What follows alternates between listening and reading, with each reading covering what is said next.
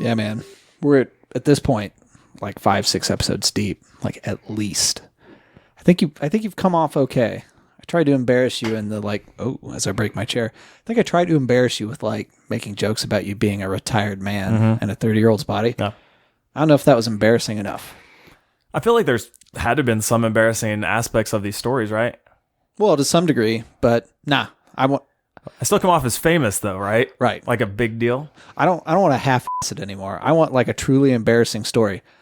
It is in that vein. So I've been getting too cocky, and you're saying I need to humble myself on the podcast. That's what it is.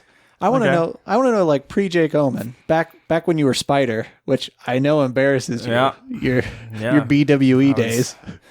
Let me tell you, the Spider was the smoothest 16-year-old chubby kid with bad facial hair you ever known. Yeah, who was on the bowling team. Yeah. You know what's cooler than being on the bowling team? It's like dating a chick who's on the bowling team. Man, I wish I'd gotten a varsity letter for bowling. Crazy that it was just like at a club. Our school didn't recognize bowling. Intramurals. But that's pretty lame.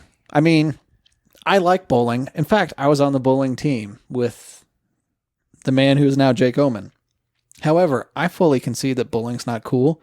Like, you're not getting chicks because you're on the PBA. You know, yeah, so for anyone who doesn't know me, they might not know that I was like the biggest nerd, non-cool kid ever until like 22 years old. And just to solidify that fact, I did kind of found the bowling rec league team for Hamilton Heights High School at Cooper Stardust Bowl. We had to press the school somehow to let us have like a rec bowling league. They didn't even pay for us for uniforms, man. Nah, man, we had to pay polo shirt money back in high school. Yeah, that was a lot of money back in the day. It's true. But so I know this because we were on the bowling team. You dated some like bowler, didn't you? Oh, Pete, I dated a few bowlers. Let's just say, man, they were the cream of the crop. All right. Well, tell me the first date you went on with like that Westfield. You don't have to use names. I mean, the Westfield High School bowling chick, because they're not going to listen. I'll use all the names. This isn't an anonymity thing. Like, I'm not going to get sued by them like William. Yeah, but I know for a fact that it's not one of your finer moments. I mean, it's not so embarrassing that like The Rock when he talks about his first encounter in his autobiography. Yeah, okay. Not that level not that of bad. embarrassing. Well, his encounter went somewhere though. Like, it was still in a way success. So he went a lot further than I did. Well, tell me about this. Regale me with a tale. Okay, so here's the deal. I'm 16 years old. I've kissed one girl who was on the Noseville bowling team, and let's just be honest, she'd kissed a lot of bowlers, Pete. Well, apparently, you were lucky to have kissed her.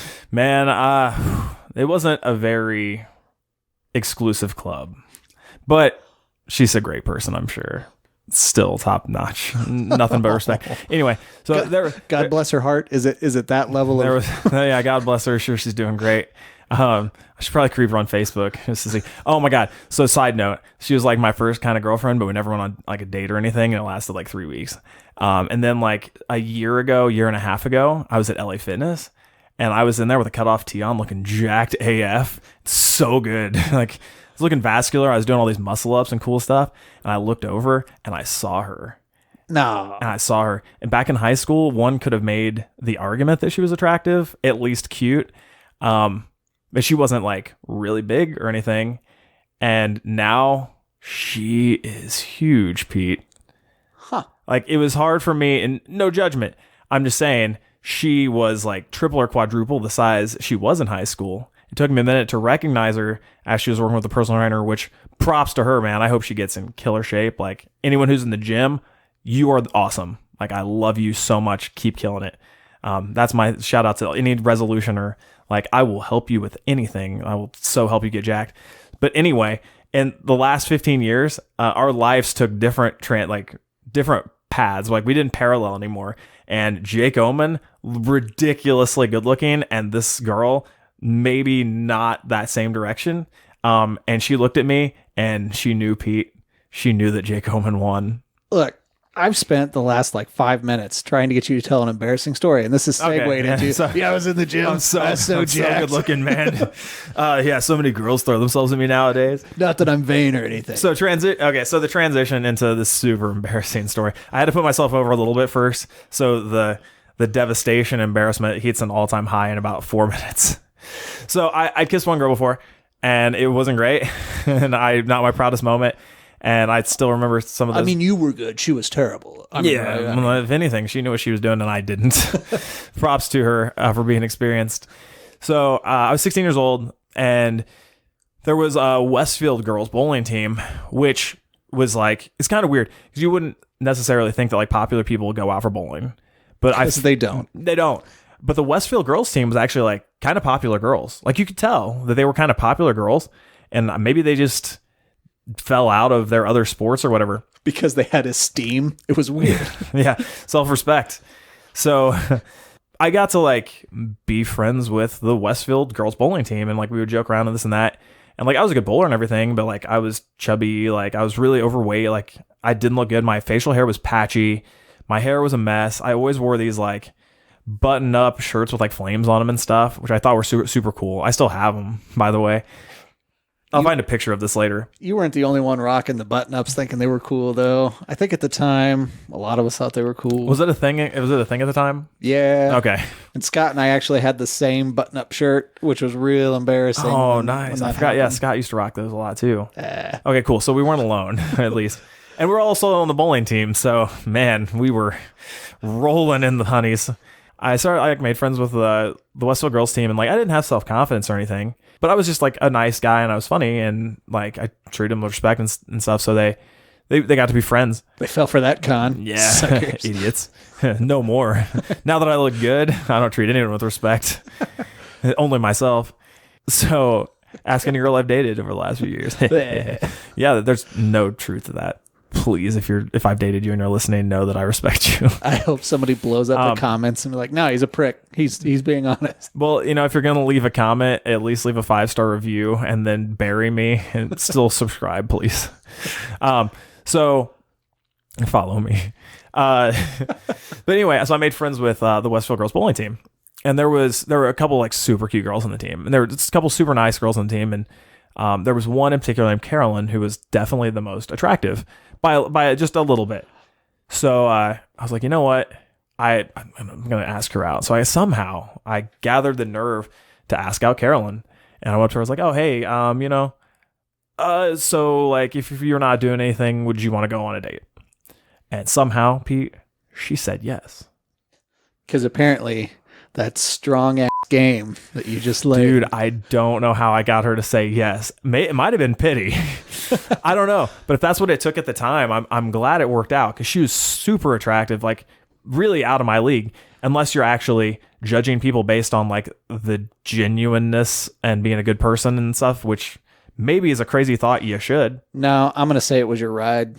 That's what it was. Let's be real about it. When I was 16, I had a hot ride. My car was dope, man. I had a 92 Firebird. It was a year that they made that looked a little too much like a Corvette, so Pontiac had to change it so they didn't get sued. It had T-tops. It was black, dude. That was a slick-looking car. Do you remember? I do, and I also remember asking you why you never took, like, I don't know, it's not top down, why you never took the T-tops off, yeah. Like, I don't know why I was never able to get a ride in that car with the T-top off. No, man, yeah, over the summer, I would have those T-tops off and I would rock it. And dude, it was great. T-tops were awesome too, because like the ones I had at least didn't leak, and you could just pop them off and it just looked cool. Absolutely. Yeah, it looked like the Knight Rider car. So, and I had such a hot car when I was 16, not only because my parents did help me out with it, but it was really cheap because mechanically it wasn't great. So like it was one of those, it's going to get Jake from school to home and back, but that might be it. But man, it looked good. And like when you're a 16-year-old high school kid, we have to know what matters. And that's it. That's 100% it. We got to know, like, that's a sweet looking car. It's going to turn some heads. Probably why Carolyn said yes. So I'm super happy that happened. Anyway, I lived in Cicero at the time. She lived in Westfield. This is like, it's like a 20-minute drive or like 25-minute drive to where she was. And she was east of 30 or west of 31. So like it was a little bit of a haul. Which geographically no one knows. Yeah. And at the time, this was not developed. Like, imagine if you're out in the Grand Park area nowadays where there's actually a lot of stuff. There was nothing over there because we were 15 years ago, 16 years ago, and there was legitimately nothing. And there was no GPSs at the time. Cell phones were pretty new. So I MapQuested how to get there and like dial on my dial-up AOL. Like, that's how I had to figure this out. And I didn't even have a cell phone. Like, there was technically a cell phone in our family that my mom and dad had that they would give me sometimes to borrow, but I didn't even have that on me at the time. So a 25-minute drive when you're 16 years old seems like forever. And it was in the dark. So it was super hard to find Carolyn's place, right? Makes sense? Yes. So I'm driving and I'm so lost in this subdivision because it's a subdivision. And if you don't have a GPS, which no one knows what that's like now, you can just pull it up on your phone and find it in 5 seconds. You don't know the struggle, kids. They have no idea. Millennials don't know. Funny thing was, I pulled up at her place and I opened the door and like she seemed like a little frustrated right away, which wasn't a good sign. And she's like, yeah, so I just talked to your dad on the phone, and since you didn't have the cell phone, I thought you did and it was you. And he answered and the first thing I said was, where the hell are you? And my dad was like, who is this? And she's like, where the hell are you? And apparently they had an interaction that wasn't necessarily awesome. Well, she's starting off on a great foot. She sounds like a cool chick, dude, dog. She actually was a super nice person. I don't know. I don't even think I ended up getting there late necessarily. For me, I probably got there on time because if it was 25 minutes away, I would have left like 40 minutes early. I don't know. I don't recall. She shouldn't have been upset from having to wait, but maybe she was having a bad day.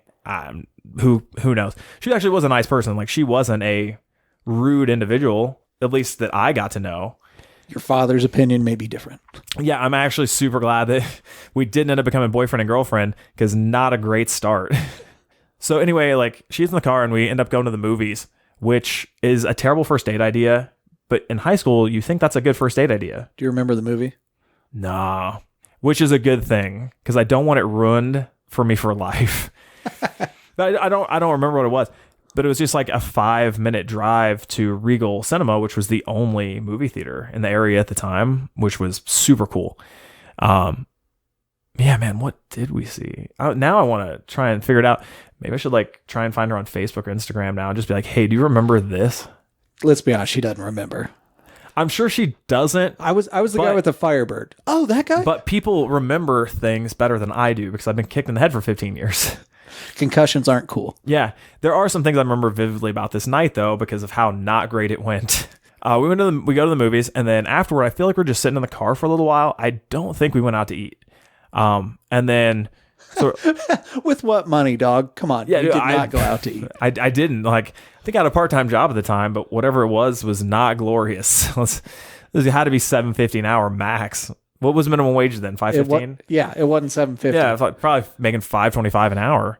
So we drive back to her house, and there's not a lot of conversation, and I don't know how to act around women. I think at a few points she was trying to give me body language to like put an arm around her or hold her hand or kiss her.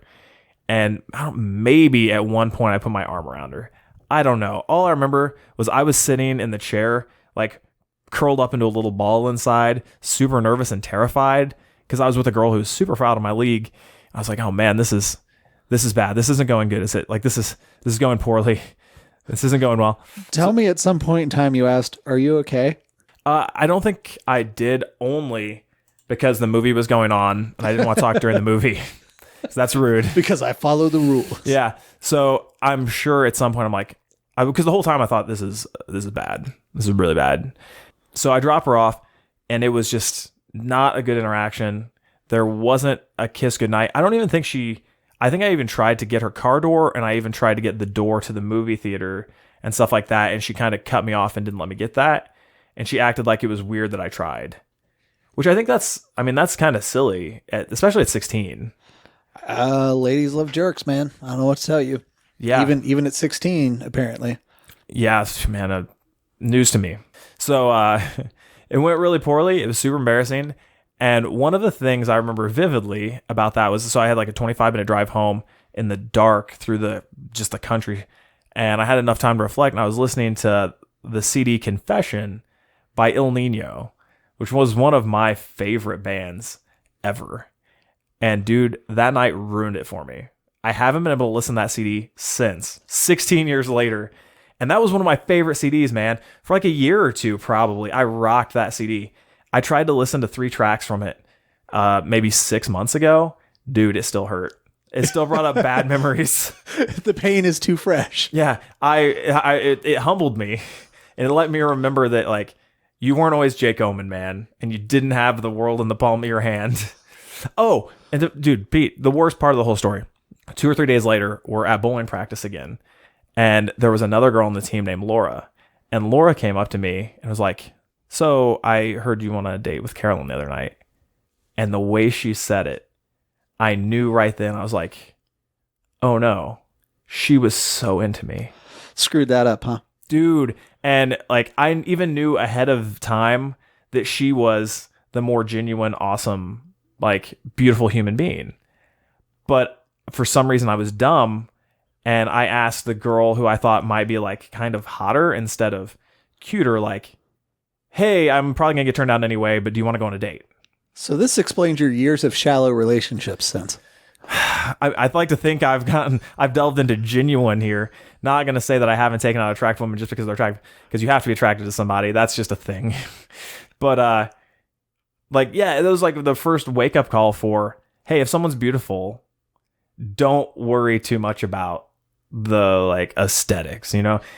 I actually ran into that girl Laura 4 or 5 years ago, and like we had that moment where we stared at each other like, man, we know each other.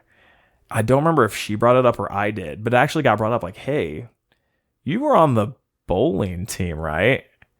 And I was like, oh man.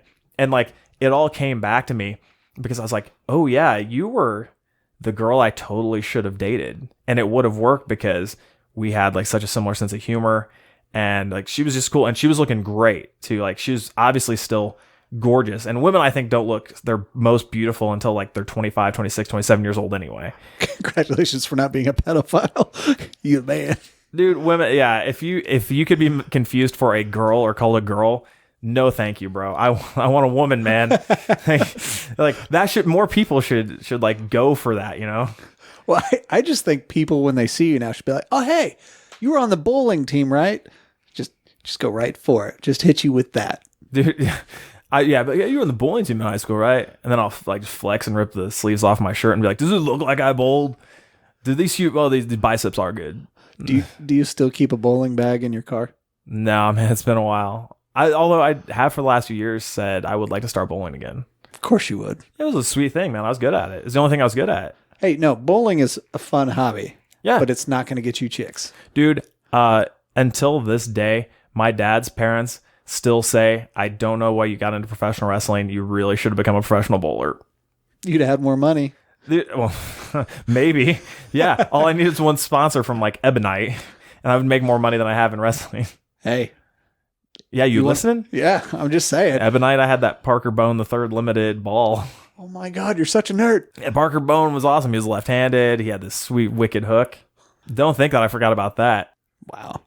So yeah, from now on, you see Jake, let him know, hey, bro. Let him know you disappointed your grandparents by not trying to get into the PBA, and you've tried this stupid wrestling thing.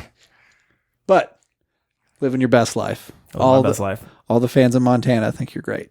Man, I wouldn't have changed lives in Montana if I went there on the PBA tour. You might have. Probably doesn't even go there. Nothing does. Man, our Montana listenership has got to. I'm not dogging Montana. I loved Montana. It was one of the best times of my life, but those poor people just don't get cool stuff. A dude today that comes into my gym told me that he lived in Missoula for a minute. And I was like, no way. I was just talking about Missoula and Montana. We had a good conversation about it. I doubt it. He probably lied. He wants to be me. We're back to that. Yeah. There was a moment where Jake was embarrassed, and now we're finishing at the pinnacle. Hey man, I have to talk myself back up somehow. Sweet. All right, cool. Well, thanks for listening, guys. Remember, at Off the Cliff Pod on all the social medias, at JakeOmen2012, at Multimedia Hustle, and we'll be back next Tuesday. Even if I'm traveling overseas and this is recorded a week or two prior, and then hopefully I'll come up with some crazy new stories when I'm in Scotland and Denmark, being Jake Omen, real famous. probably be bowling while you're there. Be real. Oh man, if there's there bowling in Scotland, that strikes me as a bowling culture, Pete. Sweet pun. Dude.